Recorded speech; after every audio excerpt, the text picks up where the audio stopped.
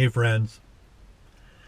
I'm going to go through some information from one of my favorite philosophers, and I'm gonna try to get through enough of it to really get you thinking, get those juices flowing. But what I'm hoping that you'll do is go out and dig into the ideas that this man puts forward in order to really think for yourself about what he's saying and its impact to your life. Okay? So, and of course, he's been gone a long, long time, right? But the things that he had to say when he was alive, I think were very important. So, Descartes. You've heard his first axiom many, many times. I think, therefore I am. I mean,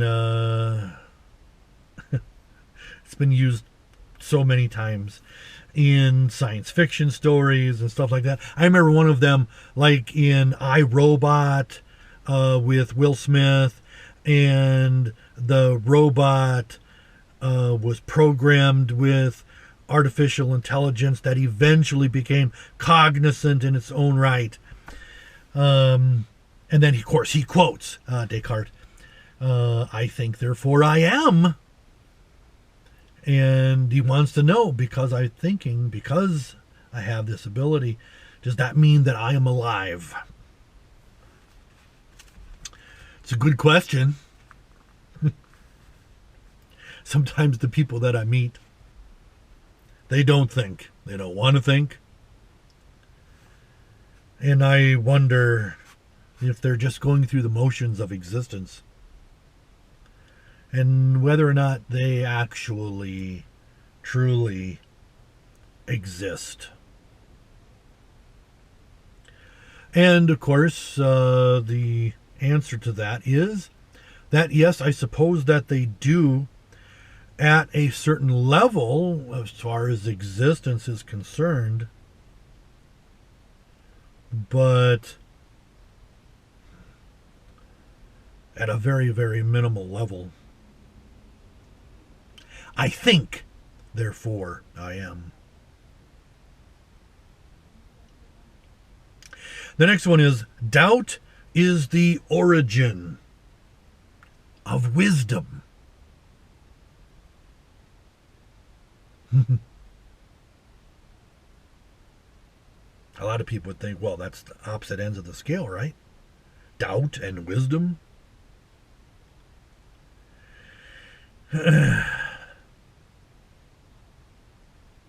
But, you know,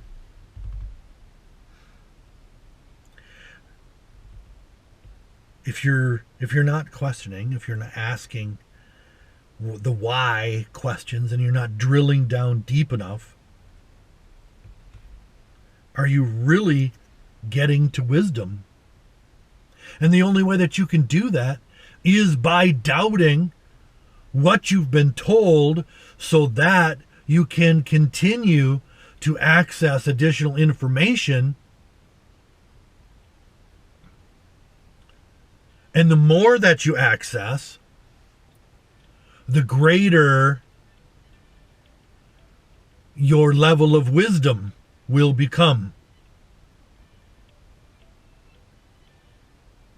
Anyway, so I throw that out there. Next one. And this is something that really kind of hits home. Divide each difficulty into as many parts as possible and necessary in order to resolve it. Remember the African proverb, how do you eat an elephant? One bite at a time. Okay? This is exactly what he's talking about. All right? Break it down into parts, and then you can find a solution. But don't just, try to swallow the whole thing whole. It's impossible.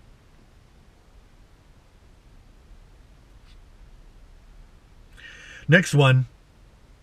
I am indeed amazed at how weak my mind is and how prone to error. This is one of the most brilliant people of all time, probably.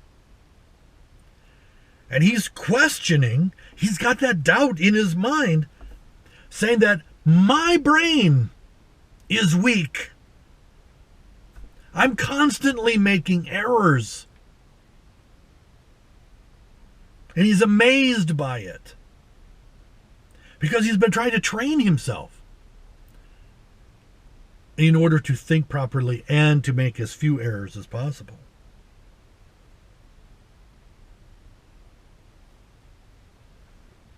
Next. When it is not in our power to know what is absolutely true, we must look to what is most probable. Now remember, Descartes was also a statistician. And so he's looking at, 2 plus 2 equals 4. That's absolutely true.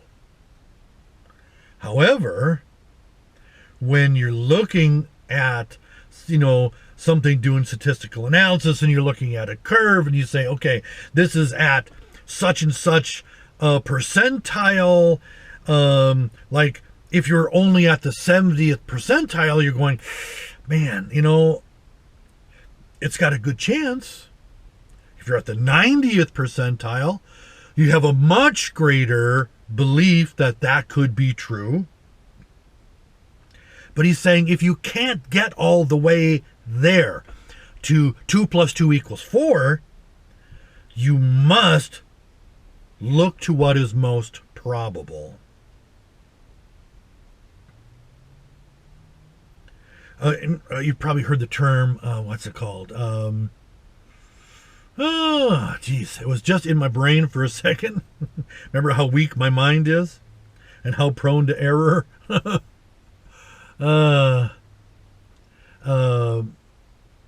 Goodness. There's a term out there. I'm trying to remember what it is. Oof. It's just escaping me right now. And then he says, the only sure knowledge is that I exist. And sometimes I'm not sure that I exist. Think about that. Remember the other philosopher who said, hey, maybe I'm just a figment in God's imagination. And maybe I don't really exist. This is what Descartes' talking about as well. Maybe I'm part of some elaborate dream in the mind of God, and what I think is real is nothing more than an illusion. Remember, I always like to refer back to the Matrix. Remember when they plug people in the Matrix and all of a sudden they're in a situation and they can feel and taste and touch and yada, yada, yada. And none of it is real. It's all electronic impulses, which is absolutely true. All your brain is doing is processing electrical impulses that you think you're feeling something. You think you're tasting something. You believe that you're seeing something. But what if it was just some kind of electrical impulse pumped into your pre-existing brain? You wouldn't know the difference. That's what Descartes is saying. I don't even know if I exist. But it's the only thing that I'm sure of, because I've accepted it as a probability based on my experience. All right?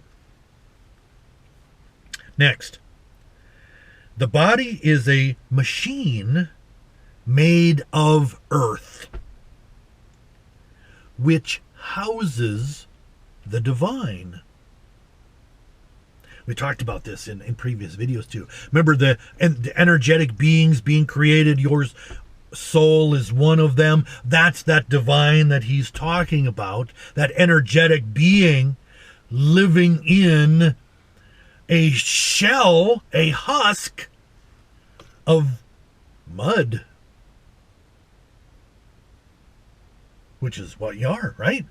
All you are is basically, you are minerals and water. At least this husk.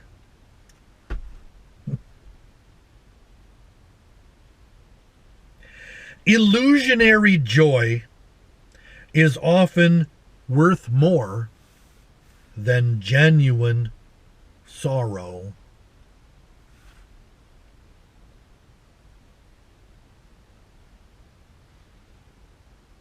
When your brain is kind of playing a trick on you. He's saying that your brain creating a scenario where you can experience joy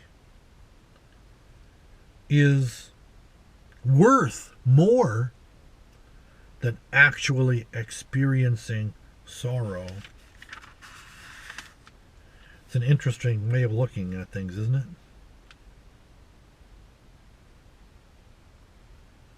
Next one. God does not deceive. This is self-evident. Remember we talked about in one of the earlier episodes, I talked about how, people believe in all these divine mysteries and they try to explain things and they say, oh, you can never really know.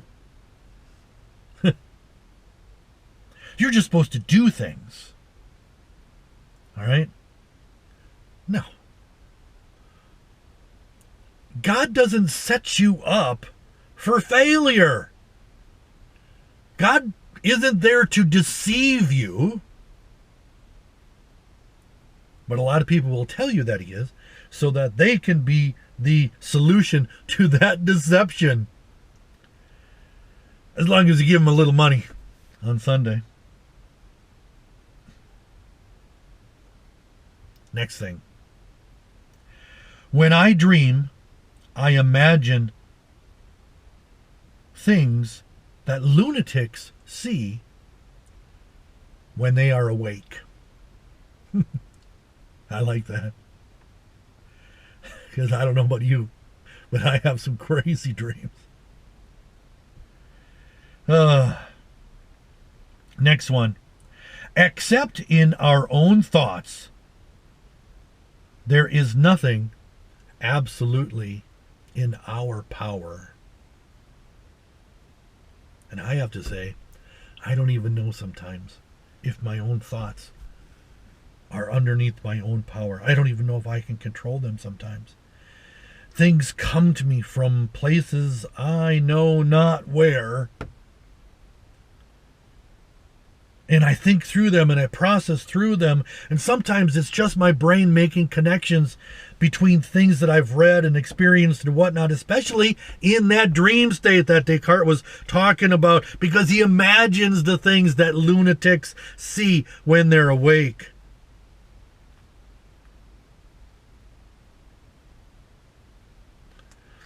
This is a good one, this next one. The more I become familiar with me, the stranger I appear. The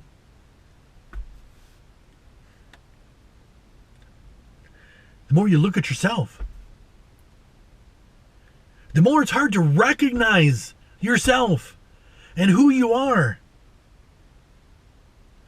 You ever walk into the bathroom and look at yourself in the mirror and wonder, who is that?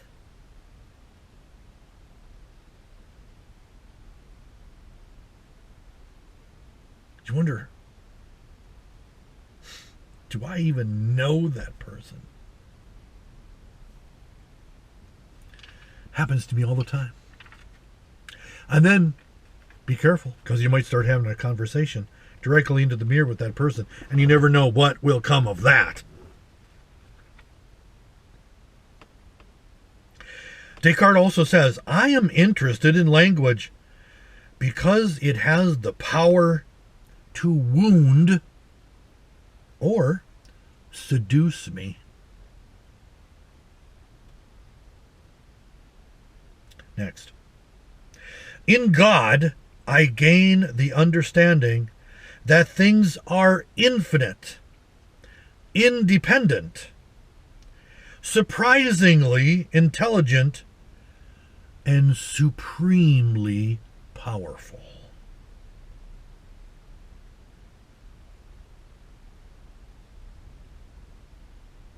Next. Hope is the desire of the soul to be convinced that the dream will come true.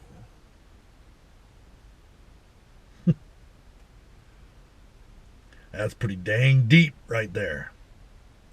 Hope is the desire of the soul to be convinced that the dream will come true. Think about it. How many times have you wanted something to happen so much,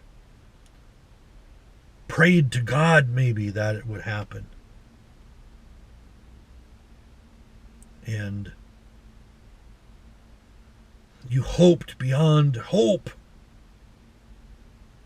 trying to convince yourself because you just wanted it so desperately. Next one, this is from a mathematical standpoint.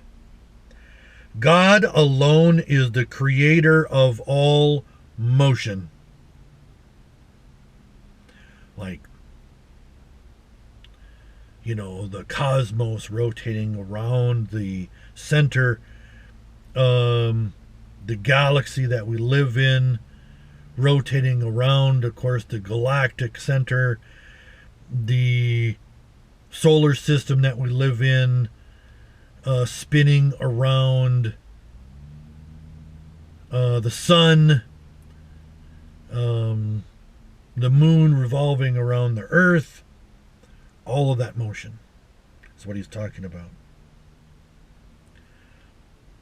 And then there's this next one. I really like this one. Intuition is the light of God. You like that one? Intuition is the light of God.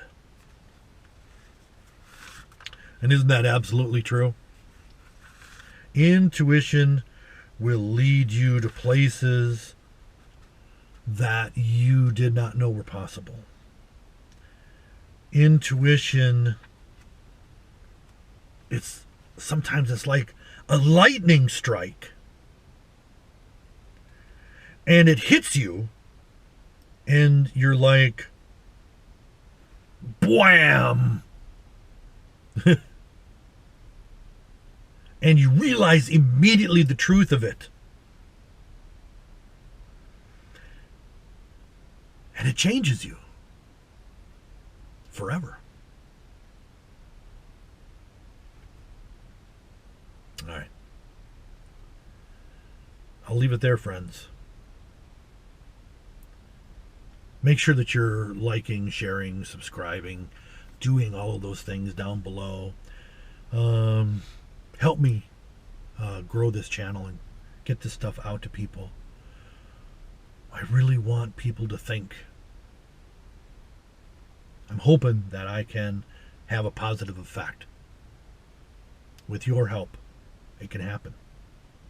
Anyway, I'll see you all later. Bye.